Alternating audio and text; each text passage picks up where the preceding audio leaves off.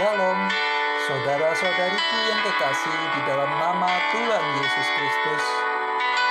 Kita akan segera memulai Buy One Get One. Baca Alkitab yuk, satu pasal di siang hari, bonus satu pasal di malam hari.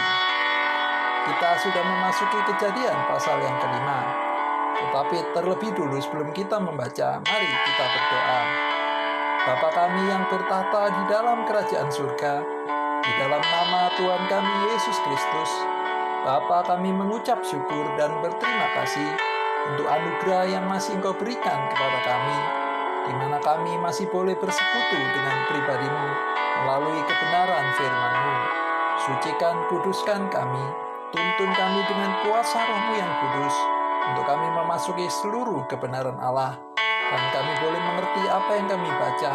Kami boleh juga menghayati dalam hidup kami, dan untuk lanjut di dalam praktek kehidupan kami, sehingga firman-Mu ini hidup di dalam hidup kami. Terima kasih untuk kesempatan yang Engkau berikan ini, Tuhan.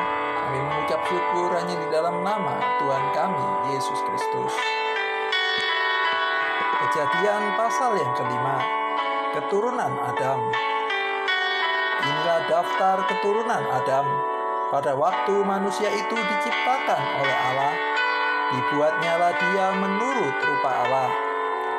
Laki-laki dan perempuan diciptakannya mereka.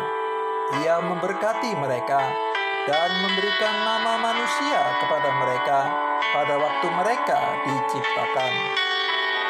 Setelah Adam hidup 130 tahun, ia memperanakkan seorang laki-laki menurut rupa dan gambarnya, lalu memberi nama Set kepadanya. Umur Adam setelah memperanakkan Set 800 tahun, dan ia memperanakkan anak-anak lelaki dan perempuan.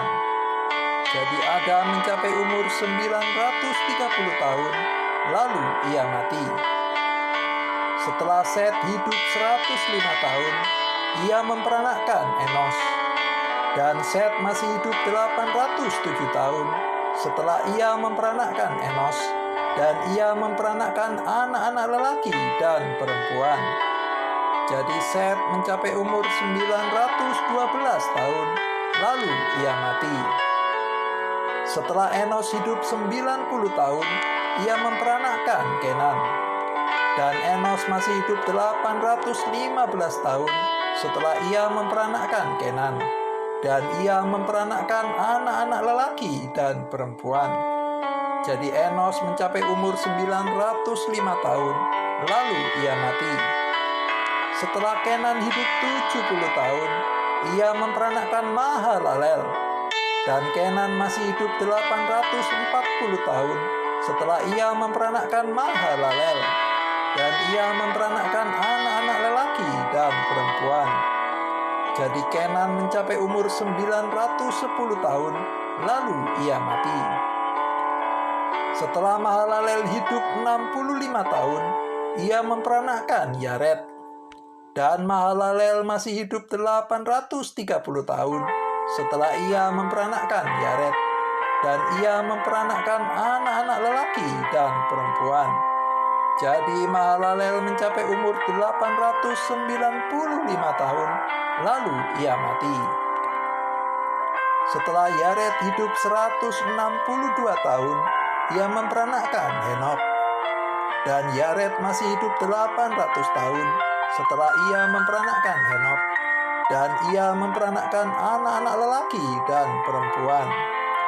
Jadi Yared mencapai umur 962 tahun, lalu ia mati. Setelah Henok hidup 65 tahun, ia memperanakkan Metusalah. Dan Henok hidup bergaul dengan Allah selama 300 tahun lagi setelah ia memperanakkan Metusalah, dan ia memperanakkan anak-anak lelaki dan perempuan.